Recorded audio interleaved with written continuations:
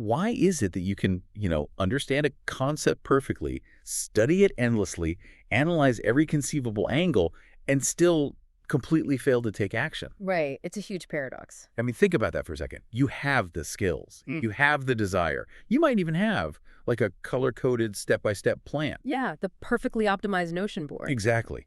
And yet there you sit, completely paralyzed, just staring at a blinking cursor or an unsent email. And we have to immediately strip away the usual pop psychology answers here because, well, they obscure the actual mechanism at play. They really do. When you are stuck in that specific type of paralysis, it is not a lack of motivation. It is not laziness. No. And it is definitely not a simple case of insecurity or, imposter syndrome. Right. The solution is categorically not that you just need to believe in yourself more. Because, I mean, if it were just about motivation, you wouldn't be spending hours reading another book or listening to another deep dive or taking yet another masterclass. Exactly. You are clearly highly motivated to solve the problem. Right. So our mission today is to unpack something much deeper from the source material. We are looking at a foundational level of causal organization. A structural issue. Yeah. Exactly. An internal architecture that dictates with pretty ruthless efficiency whether you will act from yourself or whether you'll live your entire life just, waiting for permission. Because it really is an architectural issue, not a personality flaw. Yeah. And until we look at the mechanics of how action is actually structured within the human mind, we just stay stuck in this useless loop of self-blame. We treat a structural barrier like a moral failing. Exactly, which gets us nowhere. Let's use an analogy to frame the underlying mechanism here. Imagine human action is like driving a car. Okay. So you can have a fully gassed up engine. That's your intention, right? Your drive, your desire to move. Right. And you can also have a perfectly detailed GPS map of the territory. So that's your knowledge, your competence, all your research. The preparation. Yeah. But if you are sitting at an intersection and the traffic light is red, you still aren't going to move. Nope. Even if the road is totally clear. Even if you know exactly how to operate the vehicle. Because you are waiting for an invisible authority to turn that light green. Exactly. And today is entirely about who controls that light. That breaks down the core thesis we are examining perfectly honestly, because any action requires 3 distinct elements. Okay, what are they? Well, culturally, we really only focus on 2 of them, intention and knowledge. You want to do something, and you know how to do it. Right, the gas and the map. But the source material introduces this critical 3rd element, which is the right to carry it out. The right to act. Yeah. This is where the entire system either functions or completely collapses. That right to act doesn't magically arise from logic. It doesn't spontaneously generate just because you possess, like, a massive amount of information. It actually has to come from somewhere. Well, let me push back on this a bit because it kind of contradicts how we're all taught skill acquisition works. Yeah. Surely if you read enough, if you practice enough, eventually the map gets so detailed that the action just triggers automatically. Right. That's the assumption, yeah. I mean, competence eventually forces confidence. If I study the manual until I'm an undisputed expert, doesn't my brain naturally switch that light to green? You would definitely assume so, but no. Yeah. And that is exactly the trap the sources warn about. Really? Yeah, competence cannot trigger action if the fundamental system requires a permit that you don't possess. Wow. Let's say you have a highly intelligent, intensely disciplined person. They have 100% of the knowledge required for a task. Okay. They've read the manuals, they have the physical capability, they have the desire. But if the right to act remains outside of that person, the action will not happen. Just won't happen. It won't. Yeah. It proves that knowledge and permission operate on entirely different architectural levels. So knowledge is just content. Yes. And legitimation, or the right to act, is permission. And our brains make this incredibly compelling but totally false linkage. We tell ourselves, oh, if I just know enough, I will be able to act. But we are confusing the map with the right to walk the territory. Because the architecture of that right fundamentally sits in one of 2 places. Right. It is an absolute binary. Either the right to act is experienced as lying outside of you, or it lies inside of you. There's no third option. No third option. Which brings us to this regime of external legitimation, which is what happens when we live life through permission. Yeah, external legitimation is the architecture where you, the subject, are not the source of permission for your own actions. So mechanically, what does that look like? Mechanically, what happens is that between your initial impulse to do something and the action itself, an external permit is inserted. So you can't act directly. No, the natural sequence is broken. You have to look for a source outside of yourself that will authorize the movement. The fascinating part about this is how much of a master of disguise this architecture is. Oh, absolutely. I mean, people rarely walk around consciously thinking, oh, I do not have the right to act. Right, that would be way too obvious. Yeah, if we thought that, we might actually rebel against it. Instead, this system hides behind highly socially acceptable, incredibly rational-sounding forms. It disguises itself as virtue. Yes. It sounds like, I just need to understand this a bit more. Or, I need to check the data again. Or I want to be careful and not make a mistake. Exactly. It hides behind the disguise of preparation and caution. And society actively rewards preparation, which is what makes this architecture incredibly insidious. You think you're doing the right thing. You think you're being diligent, you think you are being a responsible professional. Yeah. But if you look at the actual causality, this is the hidden root of chronic procrastination. Ah. It's the root of endless learning and of a crippling dependence on other people's opinions. Let's ground this in a vivid scenario because I think everyone listening is going to recognize this immediately. Okay, let's do it. Imagine someone sitting at their laptop trying to launch a small business. Yeah. They have the product, they have the business plan, Right. but they spend 6 months rewriting their About Us page. Oh, yeah.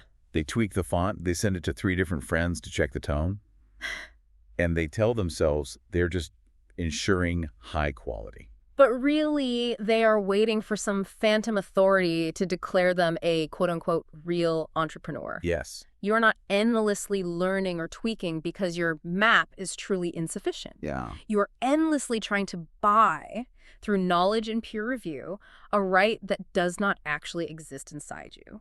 So external legitimation is this hidden architecture where we attempt to purchase a permit using the wrong currency. The wrong currency entirely. I mean, look at your own internet browser right now. Yeah. Just think about how many tabs you have open researching a decision you already intrinsically know the answer to. Far too many. Right. We treat correctness and knowledge like a currency.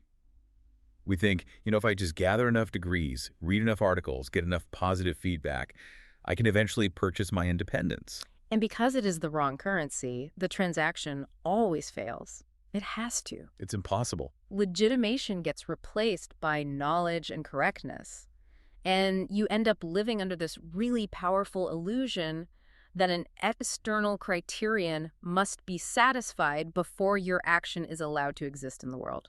That perfectly describes the phenomenon the sources call the spring-loaded student position. Oh, yes, the student position. It's this state where a person is constantly vibrating with potential energy, always searching for the one who knows. So looking for an authority figure. Or a rigid rule, a societal norm, or just, the universally agreed upon correct way to do something before they actually make a move. And the student position is a classic manifestation, but it's really just a special case of a broader structure called delegated authorship. Delegated authorship, how does that work? We can trace the exact sequence of this architecture. It plays out almost like a rigid computer algorithm. Okay, walk us through it. Step 1, an impulse appears. Step 2, the inner critic switches on. Okay. Step 3, the critic replaces the act of choosing with the act of verifying. Ah, verifying. Right. Step 4, you, the subject, begin searching for an external source to verify your choice. And step 5, true authorship of the action never occurs. Because even if you eventually take the act, even if you're finally hit publish on that website, you didn't author it. Exactly. The external authority did. You just executed their verified command. Which brings us to the inner critic. We really need to completely redefine what that is. We do, because we usually think of the inner critic as this mean voice in our head. Right. Like an internalized scolding parent or a bully telling us we aren't good enough or we aren't smart enough. And we spend years in therapy or reading self-help books trying to argue with it or soothe it or silence it. And none of that works. None of that works because it fundamentally misunderstands the critic's actual function. Okay, so what is its function? In the context of external legitimation, the inner critic is not a separate entity with a personality. It does not have an opinion on your worth. It doesn't care if you're good enough. It doesn't. It is strictly the interface of a ban. Wow. Your inner critic is simply the interface of a ban on unauthorized action. So it's like downloading an endless amount of software updates, but you still don't have the administrator password to actually run the program. Yeah, perfect. The system prompt that pops up saying access denied doesn't hate you, It's a firewall. A firewall is the perfect analogy. Its entire structural job is to pop up and prevent a process from executing if it doesn't detect the correct security certificate. It's just asking for your hall pass. Yes. And Yeah. when you don't have one, it blocks the action. So what do? We try to forge a hall pass. Right. We go back to the substitution trap. We think, well, maybe if I read one more book, the firewall will accept that as a security certificate. But the firewall doesn't run on books. It runs on permission. You are trying to solve an architectural problem with an informational solution. Which is exactly why this issue is a foundational blot. It sits far deeper than your daily habits or your mood. Yeah. You can be fiercely motivated. You can use every single productivity hack on the market. All the apps. All of them. But if your causal architecture requires external validation, your action is blocked at the source. The mechanism itself is configured to stall. Okay, so if the firewall is blocking me because I don't have a permit, my instinct is to fight the firewall. Sure. But the sources are saying that's the wrong move entirely. Completely wrong. So where is the actual back door to this system?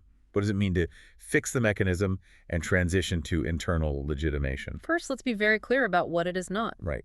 Returning permission inward is not about suddenly becoming quote-unquote confident. No, not at all. It is not about becoming impulsive, arrogant, or reckless. Right. Internal legitimation is a radical but incredibly simple regime where the right to act returns inside. So you become the source. You, the subject, become the source of permission. You no longer delegate the authorship of your life to an external criterion. It's a structural shift. It's a structural shift, yeah, not a mood you hype yourself into in front of a mirror. But what happens to all that knowledge and preparation then? Do we just throw out the GPS and drive blindfolded? Not at all. The knowledge, the correctness, the experience, they don't disappear, but they undergo a massive shift in status. They get downgraded. They get downgraded, exactly. Internal legitimation is the exact moment knowledge stops functioning as a hall pass and returns to being just a tool. Oh, that makes so much sense. When knowledge is just a tool, action becomes possible before you achieve total validation. So you can act while still being uncertain? Yes, because the permission to act is no longer contingent on having all the answers. This is where we really need to get incredibly practical for you listening. Yeah, absolutely. Because if you are listening to this and recognizing your own behavior, if you see your 60 open browser tabs, or you realize your inner critic is just a firewall demanding a permit you don't have, how do you actually break the loop? Right. I want to know the physical step-by-step mechanics of the exit point.